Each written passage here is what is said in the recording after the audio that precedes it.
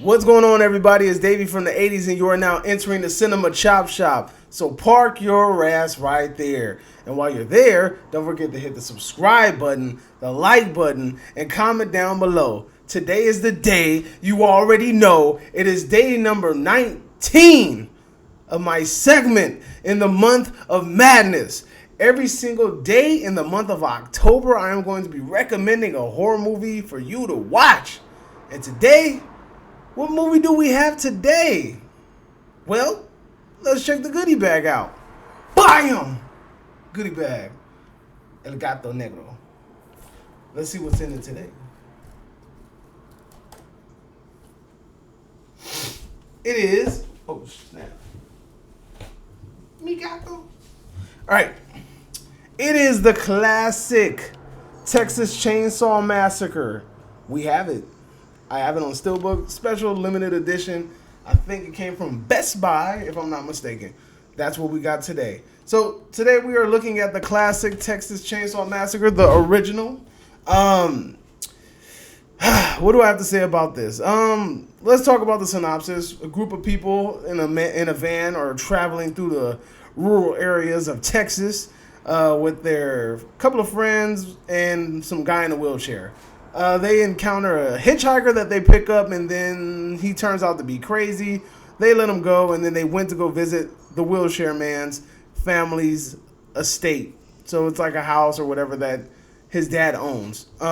It's dilapidated, it's horrible, it's garbage, it's like all messed up.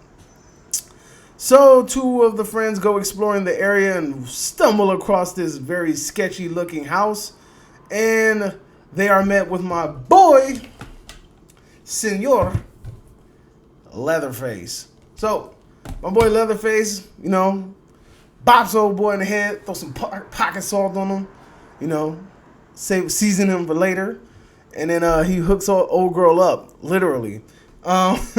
So, we go through this basically, this becomes a survival movie. One by one, people get picked off until you have the final girl, and she ends up getting captured and held by this family, and it ends with this climax of her escape towards the end.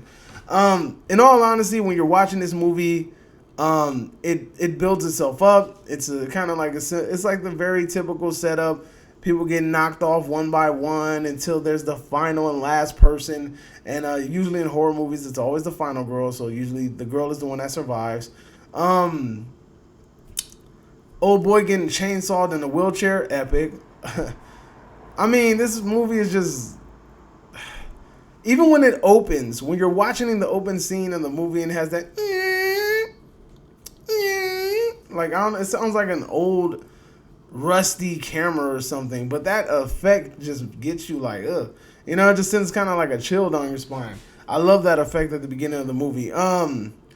As far as Leatherface goes, he's like this... I guess like some inbred, mentally incapable person who's like, I don't know, has the mind of a child or something.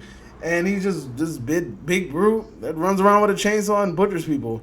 Honestly, when you're watching the mask, like when you're looking at it, you're looking at everything.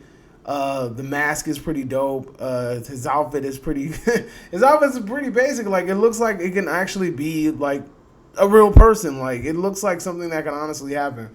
Like, somebody could like throw together. The only thing that made it funny was the grandpa in the wheelchair. Like, it looks like he's just wearing like a rubber suit, and he just sticks his tongue out of the rubber suit to like taste old girl's blood. That's pretty funny. I honestly thought Grandpa was a corpse. I always thought he was a corpse in this movie. I didn't even know he was alive. And then when they bring him down and he like starts sucking on the finger, like, what the I thought this man was dead. Over here looking like the Crypt Keeper. But so another aspect I like about this film is the driver of the Black Maria. One of the only black people in this movie. And he doesn't disappoint. My boy is like, you know what, I'm out of here, right?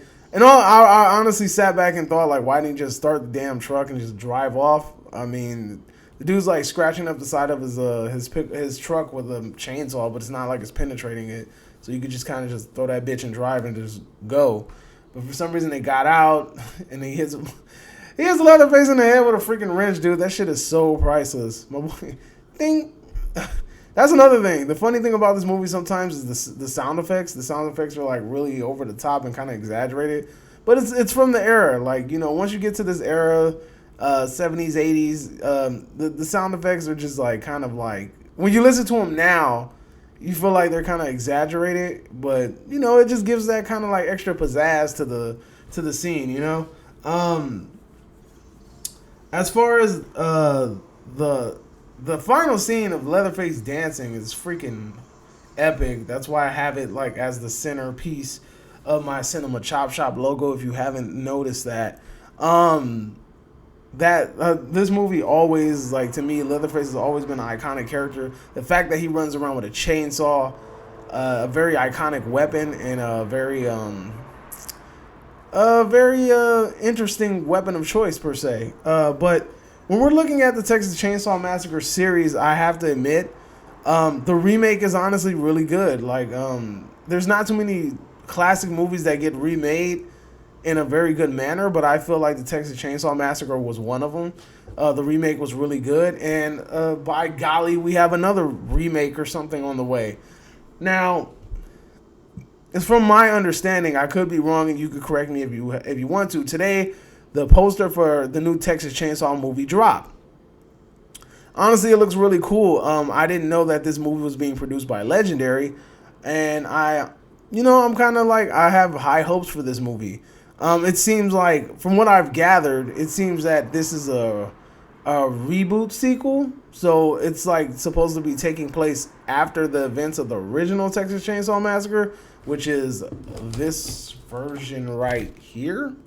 So I'm assuming that whatever transpires after this event. It's the same thing that they did with Halloween, and it's also the same thing that they're doing with Candyman.